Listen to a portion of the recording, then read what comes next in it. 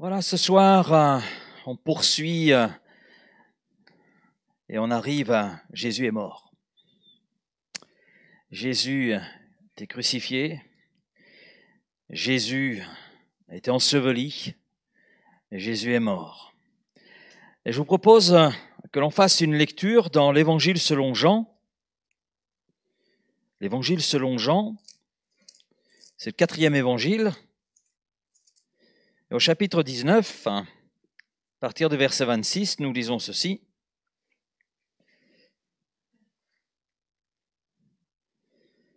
Jean chapitre 19, il y a le PowerPoint sur le bureau de l'ordi.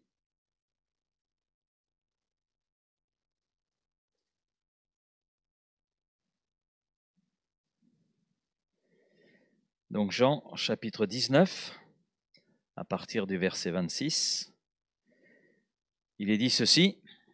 Jésus, voyant sa mère et auprès d'elle le disciple qu'il aimait, dit à sa mère, « Femme, voici ton fils. » Puis il dit au disciple, « Voilà ta mère. » Et dès ce moment, le disciple l'a pris chez lui. Le disciple, c'est Jean. C'est lui-même qui relate cet épisode. Après cela, Jésus, qui savait que tout était déjà consommé, dit, afin que l'écriture fût accomplie, « J'ai soif. » Il y avait là un vase plein de vinaigre. Les soldats en remplirent une éponge et l'ayant fixée sur une branche d'hysope, ils l'approchèrent de sa bouche. Quand Jésus eut pris le vinaigre, il dit, « Tout est accompli. » Et baissant la tête, il rendit l'esprit. On arrête là notre lecture d'introduction. On le sait, Jésus n'appartient pas à la fiction.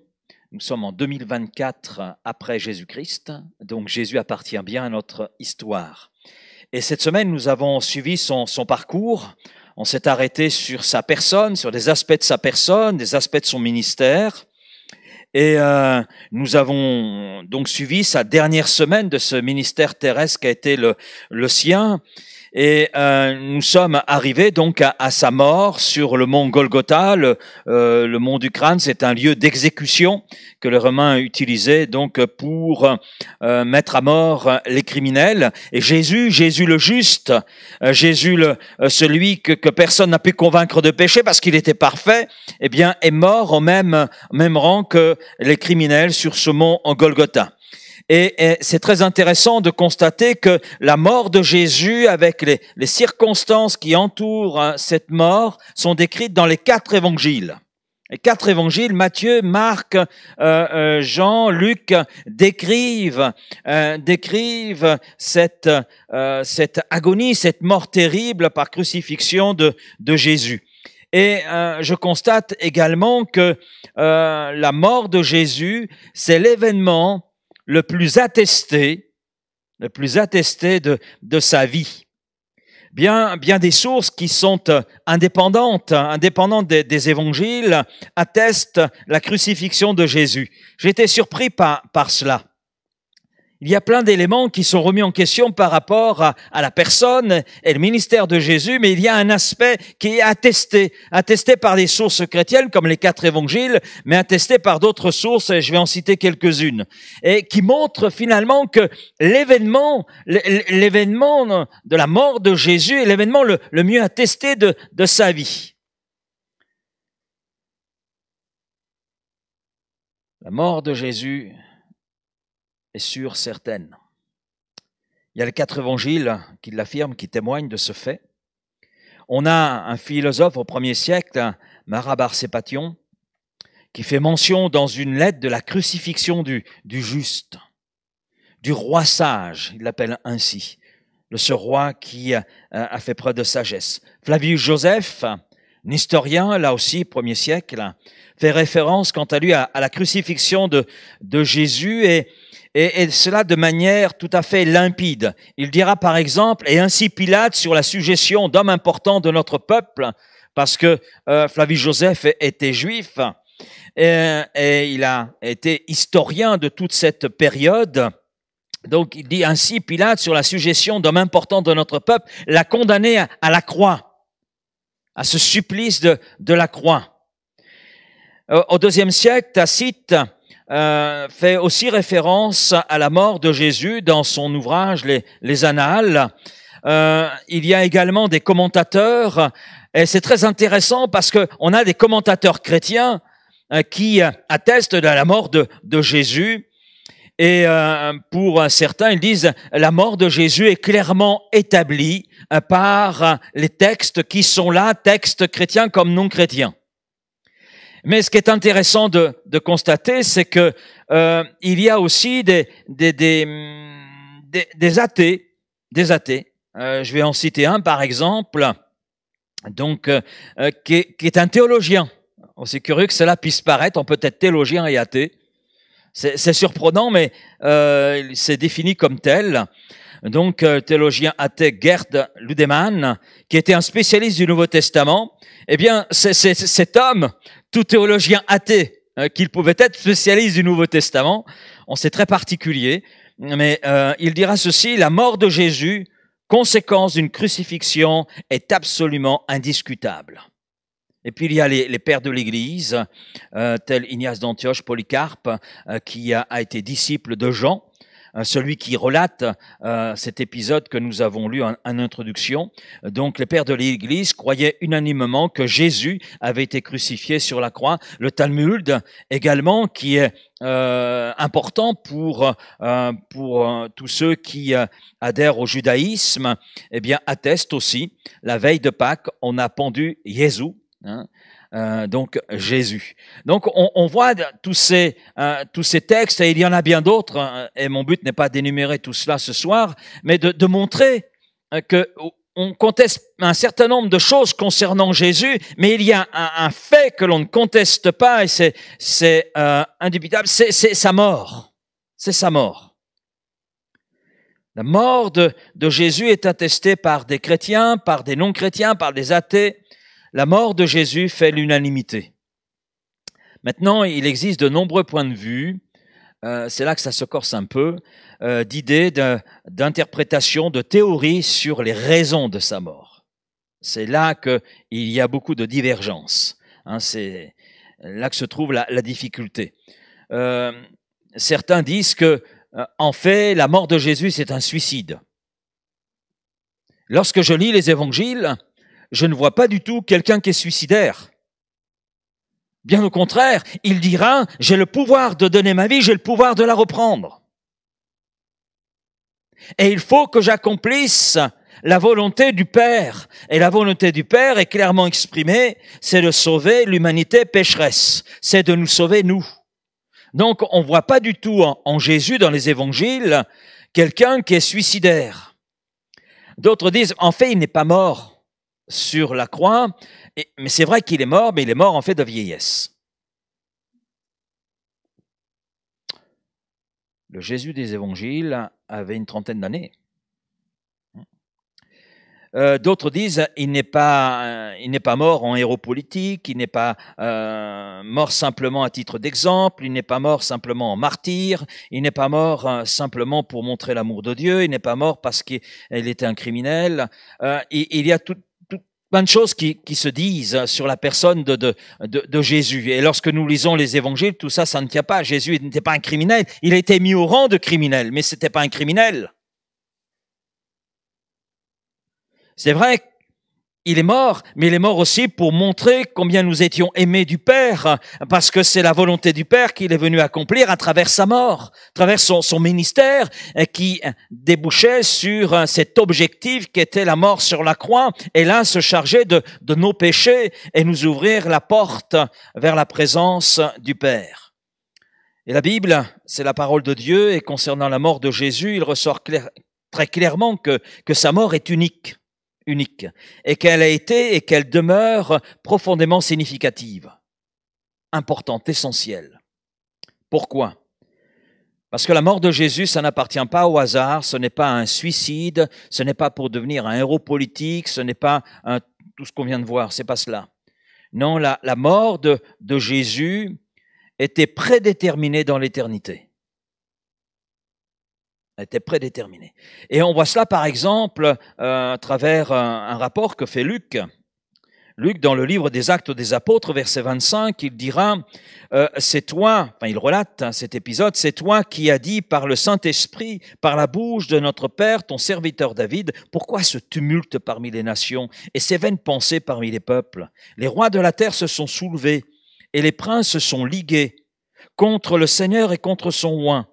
En effet, contre ton saint serviteur Jésus, que tu as oint, Hérode et Ponce Pilate se sont ligués, parce qu'ils étaient ennemis, ils ne pouvaient pas se voir, mais sur le dos de Jésus, ils se sont ligués, dans cette ville avec les nations et avec les peuples d'Israël, pour faire, notez bien, pour faire tout ce que ta main et ton conseil avaient arrêté d'avance.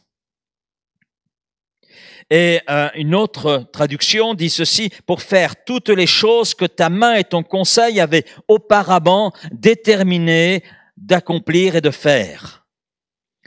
On a d'autres textes qui montrent que la mort de Jésus n'appartient pas au hasard, mais qu'elle était prédéterminée déjà dans l'éternité. On a l'apôtre Pierre qui dira mais par le sang précieux de Christ, comme d'un agneau sans défaut et sans tache, prédestiné avant la fondation du monde et manifesté à la fin des temps à cause de vous, qui par lui croyez en Dieu, lequel l'a ressuscité des morts et lui a donné la gloire, en sorte que votre foi et votre espérance reposent sur Dieu, sur du solide, sur des certitudes. Cela signifie quoi pour nous? Cela veut dire que Dieu, dans son omniscience, dans sa toute connaissance, avait conçu, avant que nous existions, avait conçu, avant que l'on voit tout ce que nous pouvons aujourd'hui contempler, avait déjà conçu un plan de salut. Et dans ce plan de salut, Dieu le Créateur avait inclus la mort de son Fils Jésus, qui, à l'écoute de ce plan, a dit « Me voici, ô Dieu, pour accomplir ta volonté ». Et dans le jardin de Gethsémané, la veille de son arrestation, plus que la veille, c'est peu avant son arrestation, Jésus dira, alors qu'il ressentait déjà la mort arriver, « Toutefois, non pas ce que je veux moi, mais ce que tu veux toi ». Il est là devant le Père et il prie, il intercède. Et à plusieurs reprises, il fera cette prière, non pas ce que je veux moi, mais ce que tu veux toi. Et il est allé jusqu'au bout. Alors, quand on voit cela, on peut se dire, mais quel témoignage et quelle signification cela peut avoir pour nous? Bien, cela signifie que Dieu nous voyait avant même que nous soyons nés. Avant même que nous existions physiquement. Il nous aimait. Et il nous aime de toute éternité. Et c'est là quelque chose d'extraordinaire. Mais souvent, par rapport à cela, il y a une question qui vient, puisque Dieu nous connaissait par avance et connaissait tout ce qui allait venir dans notre vie, tout ce qui allait se faire dans l'humanité. Pourquoi n'a-t-il pas empêché tout ce que nous voyons aujourd'hui? C'est vrai ça. Puisque Dieu avait déjà prédéterminé la venue de Jésus, la mort de Jésus. Donc ce plan de salut, donc ça veut dire qu'il savait les choses. Il savait que l'homme allait pécher. Il savait que l'homme allait le rejeter. Il savait cela. Mais le sachant, pourquoi ne l'a-t-il pas empêché? Tout ce que nous voyons aujourd'hui est le résultat de l'homme qui rejette Dieu. C'est ça en fait. C'est le résultat du rejet de Dieu dans le cœur de l'homme. Ce que nous voyons, ce n'est pas Dieu qui en est l'auteur, mais c'est l'homme. Ce n'est pas Dieu qui détruit la terre, c'est l'homme. La déforestation, c'est pas Dieu qui prend la tronçonneuse et qui coupe les arbres, c'est l'homme. C'est l'homme qui s'autodétruit. Ce n'est pas Dieu qui pollue, c'est l'homme. C'est pas Dieu qui jette sa cigarette avec le reste et le jeter sur la chaussée, non, c'est l'homme. Ce n'est pas Dieu dans les conflits que nous connaissons aujourd'hui qui est là et qui fait la guerre, c'est l'homme. C'est l'homme contre l'homme.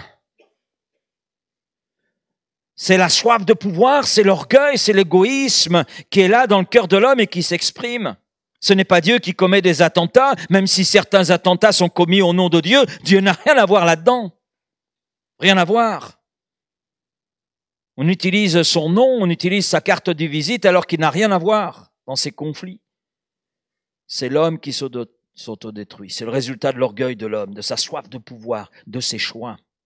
Nous avons été créés par Dieu libres, libres de vivre dans sa présence et de lui obéir, comme libres de rejeter sa présence et de lui désobéir. Alors on pourrait se dire, mais c'est pas de notre faute, et ce fut le choix d'Adam et Ève. Mais nous, si on avait été à leur place, on n'aurait pas fait ça. Taratata, oui. Si nous avions été à leur place, on aurait fait exactement la même chose, puisqu'aujourd'hui, on reproduit la même chose. Bien que connaissant ce qu'a été la vie de nos ancêtres et ce qu'ils ont fait, aujourd'hui, l'homme reproduit. Et il s'imagine, si j'avais été à leur place, je n'aurais pas fait ça. Mais aujourd'hui, il le reproduit. Il le reproduit. Le choix de nos ancêtres, Adam et Ève, dans le jardin d'Éden, a été de choisir de désobéir à Dieu. Et nous ne pouvons pas leur en vouloir. C'est vrai que depuis ce moment-là, l'homme, finalement, reproduit le même comportement. C'est pour cela que Dieu a conçu un plan de salut. Parce que Dieu n'a pas créé des robots. Il a créé des créatures à sa ressemblance. Nous sommes à la ressemblance de Dieu. Cela veut dire, par exemple, que sur le plan intellectuel, l'homme a été créé doué de raison, de volonté, capable de raisonner, capable aussi de choisir. Et cela reflète justement l'image de Dieu en nous et la liberté que Dieu nous a donnée. Chaque fois que quelqu'un invente une machine, écrit un livre, peint un paysage, apprécie une chanson, fait une addition ou donne un nom à un animal de compagnie, il proclame le fait que nous avons été créés à la ressemblance de Dieu, avec des capacités qui sont uniques. Notre animal de compagnie n'a pas ces capacités-là. La preuve, si vous avez un animal de compagnie, parlez-lui, que va-t-il vous répondre?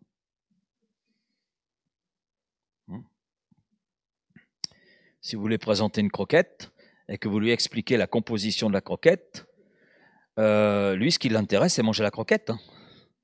La composition, savoir si c'est A, B, C, D, E, F, G. Donc, lui, il voit la croquette. Voilà. Et ça éveille chez lui, surtout au niveau de son estomac, un désir de croquer la croquette. Voilà. Donc, oui, nous sommes différents de tout le monde animal du reste, parce que nous avons été créés à l'image de Dieu.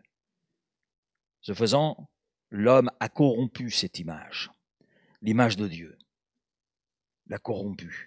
Et cette image corrompue, elle se transmet de génération en génération. Aujourd'hui, nous portons, c'est vrai encore, l'image de Dieu, mais cette image est abîmée par le péché qui s'est introduit dans l'humanité, par la désobéissance de l'homme. Et nous subissons les conséquences du péché, à tous les niveaux, sur le plan intellectuel, sur le plan moral, social, physique, etc. Subissons cette marque du péché. Et la bonne nouvelle, bien, c'est justement qu'en Jésus-Christ, en raison de sa mort sur la croix, eh bien, nous avons une restauration de cette ressemblance avec le Créateur. Et c'est l'apôtre Paul d'ailleurs qui nous le dit. Il dit ceci: si quelqu'un est en Christ, si un pécheur place sa foi en Christ, si quelqu'un est en Christ, établit une relation, une intimité avec Christ, le reconnaît comme son Seigneur et Sauveur, eh bien, il est une nouvelle créature. Les choses anciennes sont passées et voici toutes choses sont devenues nouvelles. Et tout cela vient de Dieu qui nous a réconciliés avec lui par son Fils Jésus. Donc on voit finalement qu'en Jésus-Christ, parce qu'il y a eu cette mort de Jésus, parce qu'il y a eu la crucifixion, parce qu'il y a eu ce sacrifice vivant de Christ, eh bien on est introduit tout à nouveau dans ce que Dieu a voulu de toute éternité. Une image restaurée. Devenons de nouvelles créatures. La mort de Jésus n'appartient pas au hasard, elle a été prédite par les Écritures. Et d'ailleurs, nous l'avons lu dans le texte d'introduction, Jésus eut soif, hein, comme cela était écrit. Comme cela était écrit. Comme cela a été prophétisé. Mais la mort de Jésus a été annoncée et on trouve, je dirais, la première annonce dans Genèse chapitre 3 verset 15. « Je mettrai inimitié entre toi et la femme. » C'est juste après la désobéissance d'Adam et Ève. Alors bien sûr, il y a le diable qui est là et c'est lui qui est venu un petit peu perturber la relation, provoquer l'être humain. « Je mettrai inimitié entre toi et la femme, dit Dieu au diable. Entre ta postérité et sa postérité, celle-ci t'écrasera la tête et tu le blesseras le talon. » Et là, Dieu parle de ce qu'il a prévu de toute éternité, le don de Jésus, la mort de son Fils. Et Paul écrit ceci dans 1 Corinthiens 15, verset 3, « Je vous ai enseigné, avant tout, comme je l'avais aussi reçu, que Christ est mort pour nos péchés, selon les Écritures. » Selon ce qui est écrit, selon ce qui a été annoncé, et qu'il a été enseveli, et qu'il est ressuscité le troisième jour, selon les Écritures. Et puis on a d'autres textes. J'aurais pu citer Ésaïe 53. Le chapitre 53 nous donne une description, comme si ce prophète, 800 ans avant la venue de Jésus-Christ, assistait à la scène. Avec précision. Avec précision. Il parle là de Jésus, de l'agneau sans défaut, de l'agneau qui subit la violence. Mais tout ça pour porter les péchés de l'humanité. Et Ésaïe donne une description dans ce chapitre 53 qui est extraordinaire. Et puis on a bien d'autres textes où nous voyons que la mort de Jésus, oui, elle n'appartient pas au hasard. Elle a été prédite par les Écritures. Elle a été annoncée. Et quand on regarde l'Ancien Testament, cette première grande partie de la Bible, on voit que tout convergeait vers la venue de Jésus, vers le ministère de Jésus et le sacrifice de Jésus à Golgotha. En Jésus-Christ, la loi de Moïse, elle s'accomplit, elle se réalise. La loi de Moïse avait pour but de mettre en évidence la réalité du péché, l'incapacité humaine pour l'homme de se changer. Et donc de plaire à Dieu. Et tout cela pour préparer notre humanité à recevoir Jésus-Christ. La parole fut chère, mais les siens ne l'ont pas reçue. Et Jean ajoute, chapitre 1er, mais à ceux qui l'ont reçu, elle a donné le pouvoir de devenir enfants de Dieu. Oui, la mort de Jésus était là, prédite dans les Écritures, annoncée. Et tout ce qui concerne le ministère terrestre de Jésus, la mort de Jésus, tout s'est accompli avec précision. Et d'ailleurs avec grande précision. Je pense par exemple au fait que Jésus soit né à Bethléem. Mais en Israël, il y a deux Bethléem. Donc, mais le texte de Michée ne dit pas simplement « né à Bethléem », Bethléem Ephrata. Il y a cette précision de la part de Dieu. Et Jésus est né à Bethléem Ephrata. Donc, on voit que dans tous les détails, oui, de la prophétie, Dieu est là. Et Dieu a veillé à l'accomplissement de sa parole. Et elle s'est accomplie à travers Jésus-Christ. La mort de Jésus, elle est importante et essentielle. Et on s'aperçoit qu'elle était connue de Jésus.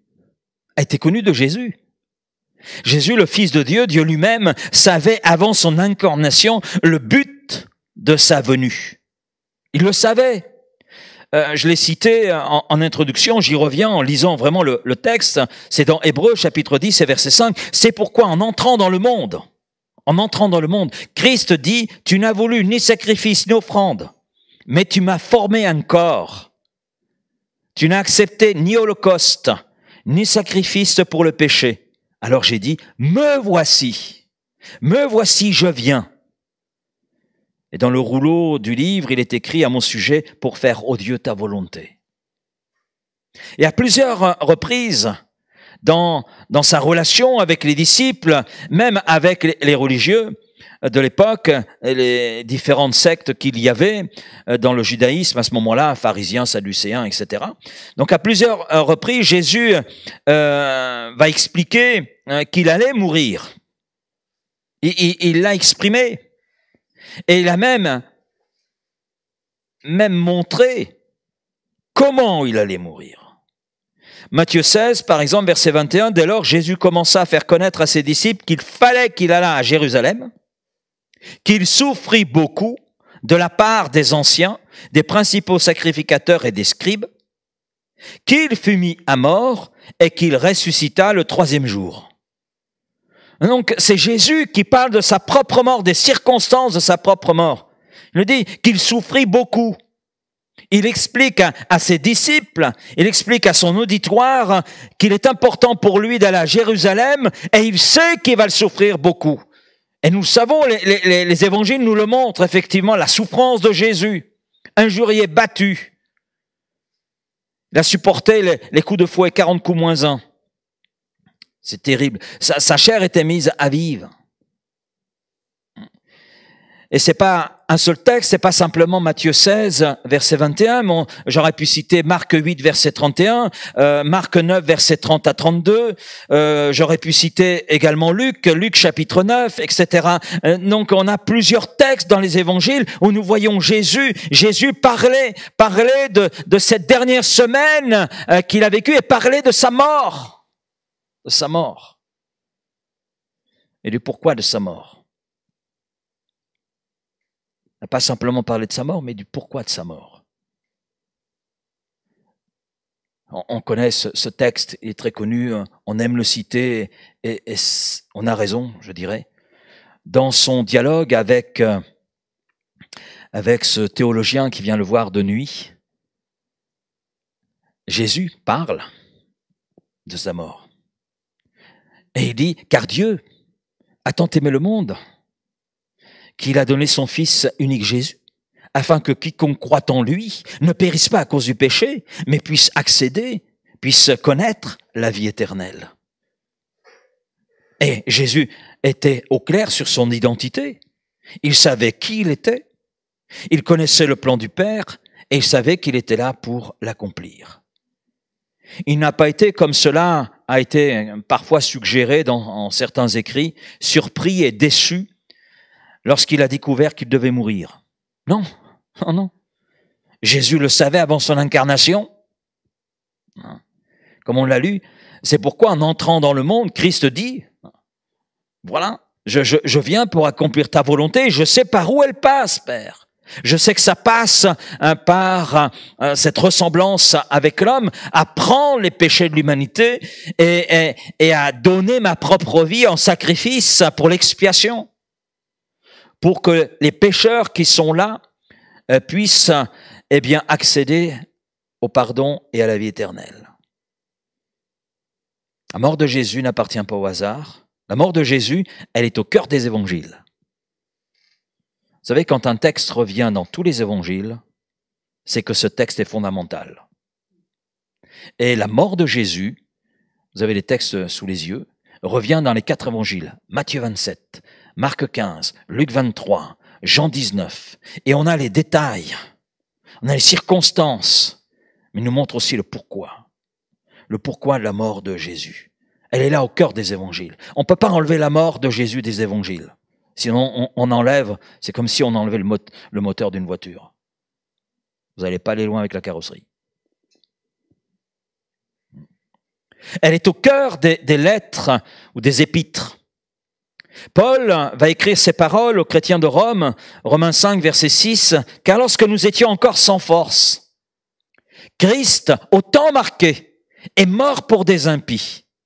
À peine mourrait-on pour un juste, quelqu'un peut-être mourrait-il pour un homme de bien, mais Dieu prouve son amour envers nous en ce que lorsque nous étions encore des pécheurs, Christ est mort pour nous. » lorsque nous étions encore des pécheurs, lorsqu'on était là sans réaliser. Sans réaliser. Puis je crois que ça va même encore plus loin. Je crois que Paul fait référence au fait que la mort de Jésus appartenait au plan de Dieu de toute éternité. Mais Dieu prouve son amour envers nous en ce que lorsque nous étions encore des pécheurs, Christ est mort pour nous. Pourquoi la mort de Jésus? Parce que Dieu nous aime. Elle est au cœur des évangiles, au cœur des lettres et des épîtres, soit de Paul, de Jean, tout simplement parce que Dieu nous montre combien il nous aime. Aux chrétiens de Galatie, Paul a écrit, en chapitre 1er, verset 3, « Que la grâce et la paix vous soient données de la part de Dieu le Père et de notre Seigneur Jésus-Christ, qui s'est donné lui-même, donc volontairement, personnellement, volontairement, délibérément, qui s'est donné lui-même pour nos péchés, afin de nous arracher du présent siècle mauvais, selon la volonté de notre Dieu et Père, à qui soit la gloire au siècle des siècles. Amen. » Aux Corinthiens,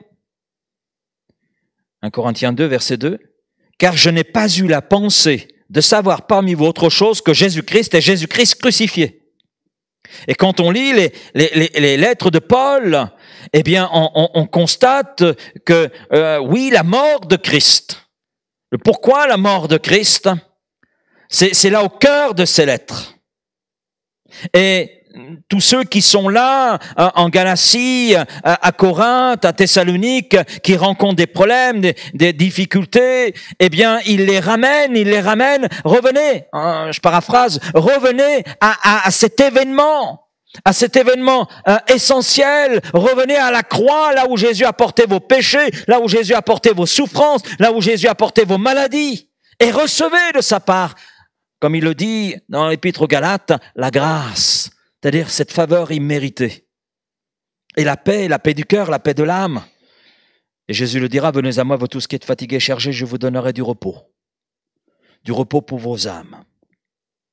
Donc on voit que, oui, la mort de Jésus, elle n'appartient pas au hasard. Elle est là au cœur des évangiles, au cœur des lettres, des épîtres. Elle est au cœur de la prédication de l'évangile. 1 Corinthiens, chapitre 1er, verset 23, Paul nous dit « Nous prêchons Christ crucifié. » Christ crucifié. Scandale pour les Juifs et folie pour les païens. Mais puissance de Dieu, amen, et sagesse de Dieu pour ceux qui sont appelés tant juifs que grecs. Et ça concerne les vitrolais, vitrolaises. Amen. 1 Corinthiens, chapitre 1er, verset 18. « Car la prédication de la croix, c'est une folie. C'est une folie pour ceux qui périssent. Mais pour nous qui sommes sauvés, elle est une puissance de Dieu. » Oui, une puissance de Dieu, une puissance qui nous change, une puissance qui nous transforme, une puissance qui nous introduit dans la présence du Père, présence qui nous était fermée à cause de l'état dans lequel nous étions. Et je crois que les hommes aujourd'hui, plus que jamais, ont besoin d'entendre la prédication de la croix. Parce que c'est là, dans ce que Jésus a fait, que se trouve le pardon de nos péchés, nulle part ailleurs. C'est là que se trouve la vie de Dieu, c'est là que se trouve la guérison, et pas simplement la guérison physique, mais la guérison de l'âme, guérison de l'esprit. C'est là aussi que se trouve la délivrance des puissances des ténèbres, la délivrance de la puissance de Satan. Oui, Satan était vaincu par la mort de Jésus sur la croix, comme cela est annoncé dans ce texte que nous avons lu dans Genèse, chapitre 3 et verset 15. Et puis, l'apôtre Paul le dit lui-même. Il dira ceci, « Vous qui étiez morts par vos offenses » dans l'Épître aux Colossiens, « Vous qui étiez morts par vos offenses et par l'incirconcision de votre chair, il vous a rendus à la vie avec lui en nous faisant grâce pour toutes nos offenses. Il a effacé l'acte dont les ordonnances nous condamnaient et qui subsistait contre nous. Il l'a éliminé en le clouant à la croix. » Et l'apôtre Paul ajoute, « Il a dépouillé les dominations et les autorités et il les a livrées publiquement en spectacle, en triomphant d'elles par la croix. Amen. La mort de Jésus est victoire sur le péché. La mort de Jésus est victoire sur les puissances des ténèbres, victoire sur Satan. Donc ça veut dire délivrance pour nous. Amen. Amen. La prédication de la croix est la prédication qui fait naître dans nos cœurs la foi. Ainsi, la foi dans ce que l'on entend, et ce que l'on entend vient de la parole de Christ. Parole de Christ. Christ venu au milieu des hommes. Christ qui a accompli des prodiges et des miracles, montrant la bienveillance, la miséricorde du Père. Christ donnant sa vie sur la croix. Christ mort. Et demain on ajoutera Christ ressuscité. Donc la foi, elle découle de cette prédication de la croix. Amen. Amen. Je ne veux pas savoir parmi vous autre chose que Jésus-Christ et Jésus-Christ crucifié. Un dernier point pour ce soir. Je dirais que la mort de Jésus, elle est au cœur de l'expérience chrétienne. Il n'y a pas d'expérience chrétienne, de vie chrétienne, sans cette compréhension du sacrifice de Jésus, sans cette réalisation que Christ est mort pour moi, qu'il s'est chargé de mes péchés, qu'il s'est fait pécher à cause de moi, mais pour que je sorte de cet état de péché. Et l'expérience chrétienne, elle commence là. Il n'y a pas de vie chrétienne sans cela, sans cette réalisation-là, sans cette compréhension-là, sans cette acceptation du fait que je suis pécheur et du fait que Jésus-Christ est mort sur la croix. L'expérience chrétienne débute là, dans le fait de réaliser que Jésus, sur la croix, c'est Jésus donnant sa vie pour moi. C'est Jésus mourant à ma place à cause de mon péché et qui supporte le châtiment, parce que le salaire du péché, c'est la mort éternelle.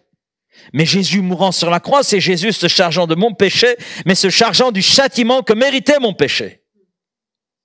Donc il m'accorde la vie. Et quelle vie? La vie éternelle. Cette qualité de vie. Sans la compréhension de la mort de Jésus, on parle d'une adhésion à un message, l'adhésion à un groupe, à tout ce que vous voulez, mais on ne peut pas parler d'expérience chrétienne. Et c'est là qu'intervient, j'allais dire, le baptême par immersion, baptême d'eau. Là, je ne parle pas d'aspersion, non. Le mot baptême, déjà par sa définition, son étymologie, veut dire être plongé dedans. Donc, le baptême biblique, tel que nous le voyons dans les évangiles, dans les textes bibliques, ce baptême comporte deux phases. Comporte le fait d'être immergé et le fait de sortir. Et l'apôtre Paul, dans l'épître aux Romains, nous dit que cette immersion, cet ensevelissement, cette immersion, c'est une identification à la mort de Christ. À la mort de Christ. Vous allez me dire, mais c'est simplement un symbole. Non. C'est l'expression visible, extériorisée d'une expérience qui est intérieure, de quelque chose qui a été réalisé à l'intérieur, qui a touché profondeur de notre être et qui nous a conduit à connaître une réelle transformation. Et puis, le fait de sortir de l'eau, bien, c'est cette identification à la résurrection. Christ revenu à la vie. Oui, je m'identifie à la mort de Jésus parce qu'il est mort à cause de moi. Donc, je laisse au fond du baptistère, là, je laisse mes péchés, je laisse ma vie passer et je sors de l'eau, je ressuscite à cette vie nouvelle. Si quelqu'un est en Christ, il est une nouvelle créature. C'est toute une image. Mais s'il n'y a pas la réalisation dans son cœur de ce que Jésus a fait, de la valeur de la mort de Jésus, du pourquoi, ben c'est juste un bain. Un bain tout habillé. C'est juste un bain. Mais c'est pas ce que nous dit l'Écriture. C'est pas ce que nous dit l'Écriture. Ainsi, le baptême biblique exprime de manière visuelle, c'est un visuel, et concentré, la valeur de l'œuvre de Christ, la valeur de sa mort qui produit la vie. Amen.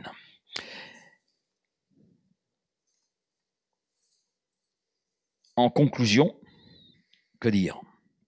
Je dirais que la mort de Jésus était une nécessité. s'il n'y avait pas eu la venue de Jésus, s'il n'y avait pas eu son ministère, s'il n'y avait pas eu sa mort sur la croix. Je crois que notre monde serait dans un état, il est déjà dans un état terrible, mais son état sera encore plus terrible. Parce que ça voudrait dire qu'il n'y aurait aucune solution, aucune issue. Oh, c'est terrible. C'est terrible. Donc la mort de Jésus était une nécessité. L'humanité, en raison du péché, était condamnée à la mort éternelle. Mais parce qu'il y a la mort de Jésus, il y a une solution. Jésus est la solution. Ce n'est pas une solution parmi d'autres. Un jour, une dame me disait « J'aime pas votre prédication ». C'était son droit. Hein. Je prêche pas pour être aimé. Hein. Donc, et puis, mais j'ai quand même posé la question « Mais pourquoi ?» Parce que vous êtes trop absolu. Elle n'aimait pas.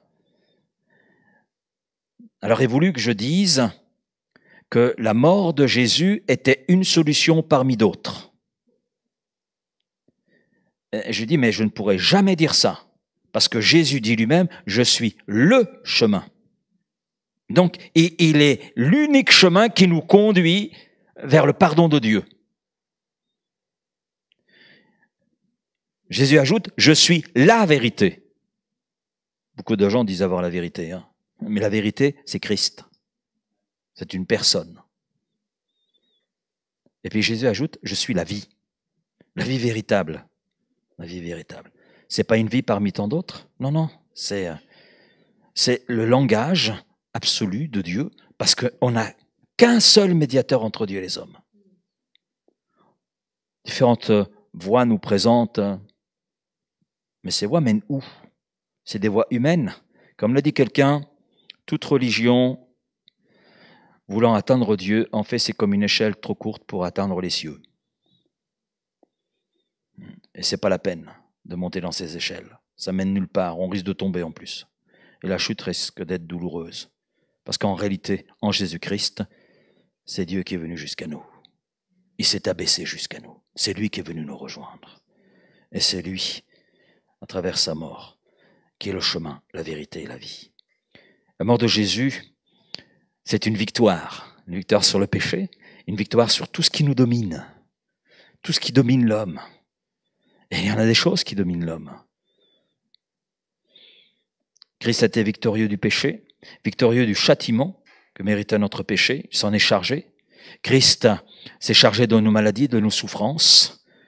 En lui, nous avons victoire sur tout ce qui peut nous lier. Et puis la mort de Jésus, elle est suffisante. Elle est suffisante. Il n'y a rien à ajouter. Encore moins à retrancher. Ce que Jésus a fait est parfait. Et il le dit lui-même sur la croix. Tout est accompli. Tout est accompli. Tout ce qui est nécessaire, suffisant, a été réalisé dans ce que Jésus a fait. Et puis, dernier point, la mort de Jésus a été efficace. Amen. Amen. Efficace. Efficace pour ceux qui croient, pour ceux qui réalisent leur état de péché et qui viennent à Christ dans la foi et qui lui recommandent leur vie. Le responsable de la prison de Philippe, et dans cette prison, à ce moment-là, il y avait deux hommes particuliers. C'est Silas, qui était avec Paul, l'apôtre Paul. Ils étaient là en prison tout simplement parce qu'ils avaient parlé de Jésus, ça n'avait pas plu à la population, donc ils ont été emprisonnés. Bien sûr, avant d'être emprisonnés, ils ont été battus, et la nuit est là, et ils chantent des cantiques. Ils chantent des cantiques. Ils expriment leur louange à Dieu, ils aiment Dieu, et donc on peut imaginer la scène, ça devait paraître bizarre pour les autres détenus. Et puis, bien sûr, le responsable de cette prison habitait là à proximité. Et puis, voilà qu'il y a une succession d'événements qui se sont produits.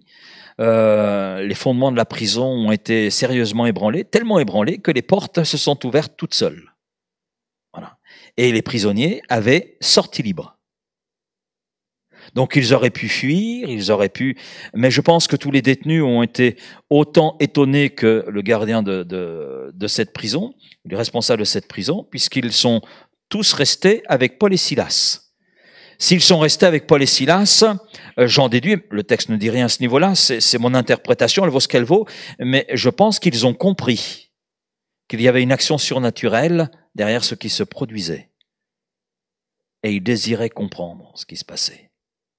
D'autant plus que les détenus avaient entendu les louanges de Paul, les chants de Paul et de Silas. Et alors que le responsable de la prison, devant ce qui se passe, a imaginé que tous les détenus avaient fui, et bien sûr, devant les autorités qu'il représentait, autorités romaines, il était quelque part condamné à un sévère jugement. Alors, pour éviter cela, il allait mettre un terme à sa vie, et c'est là que Paul intervient. Non, non, non, stop! Stop, arrête, nous sommes tous là. Tous là. Et là, cet homme est bouleversé, et il dira ceci dans Acte 16, verset 30, « Seigneur, que faut-il que je fasse pour être sauvé? Que faut-il que je fasse ?» C'est très intéressant parce que cet homme, juste avant, à l'égard de Paul et Silas, il était quelqu'un qui n'était pas très tendre. Hein, montrait sa véritable nature quelque part. Et très sûr de lui. C'est l'homme d'aujourd'hui, très sûr de lui. Très sûr de lui. Mais les événements qui sont en train de se produire dans notre monde est en train d'ébranler bien des hommes. Bien des hommes. Et les événements qui se sont produits au niveau de sa prison l'ont ébranlé dans toutes ses convictions, dans ce qu'il pouvait penser, dans ce qu'il pouvait croire. Et là, il réalise qu'il est bien peu de choses. Et lorsqu'on est là devant l'œuvre de Jésus à Golgotha, on réalise qu'on est bien peu de choses. Et cet homme a posé la question, Seigneur, il s'adresse à Paul et Silas, Seigneur, que faut-il que je fasse pour être sauvé? Et Paul et Silas répondent, crois en Seigneur Jésus et tu seras sauvé, toi et ta famille. C'est ce qu'il a fait et toute sa famille a été changée, transformée. Lui-même a vécu ce changement, cette transformation. Et comme pour ce geôlier, comme ce responsable de cette prison à Philippe, ta vie aussi peut être changée, elle peut être transformée, peut vivre quelque chose de nouveau avec Christ, en Christ et pour Christ. Amen. Seigneur, merci pour ta parole ce soir. Et je veux te prier, Seigneur, pour tous ceux qui nous écoutent, ils sont là derrière leur écran. Et je veux te prier aussi pour nous qui sommes là. Je te prie que personne ne se prive de ce salut que tu offres, de la victoire que tu mets à disposition de tout homme, chacun d'entre nous. Victoire sur le péché, victoire sur une addiction, victoire sur la maladie, victoire sur un lien quelconque. Seigneur, que personne ne se prive. Ta mort n'appartient pas au hasard, ta mort est victoire. Ta mort n'appartient pas au hasard, ta mort est efficace. Ta mort est suffisante. Parce que c'est à cause de nous, mais aussi pour nous, que tu as donné ta vie. Tu l'as donnée librement, volontairement, en sachant que nous devions nous mourir à cause de nos péchés, supporter le châtiment. Mais c'est toi qui as fait tout le nécessaire à notre place. Et tu donnes à tout être humain la possibilité de voir sa vie changer.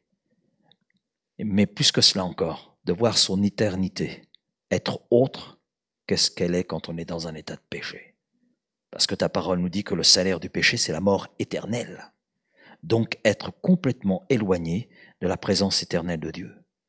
Mais en toi et par toi, eh bien, tu nous donnes cette assurance de la vie éternelle, d'une vie vécue avec toi dans l'éternité. Oui, Seigneur. Alors merci. Merci pour le sacrifice à Golgotha, sur ce mont du Calvaire. Merci pour le don de ta vie. S'il n'y avait pas eu ce don, nous serions perdus pour l'éternité. Mais parce qu'il y a eu ce don, nous pouvons venir à toi ce soir. Et quiconque peut venir à toi, oui Seigneur, et saisir par la foi le pardon de ses péchés, Saisir par la foi guérison, saisir par la foi la délivrance. Placer sa confiance en toi. Oui, Christ est mort pour moi. Christ est mort à cause de moi, mais pour moi. Et je veux de ce pardon. Je veux que tu pardonnes mes péchés. Je veux que tu délivres mon âme. Je veux que tu sauves mon être. Je veux que tu guérisses mon corps. Je veux que tu guérisses mon être intérieur. Oui, oui, Père. Que ce soit la prière de chacun ce soir. Et je te dis Amen, Père. Amen. Merci. Amen.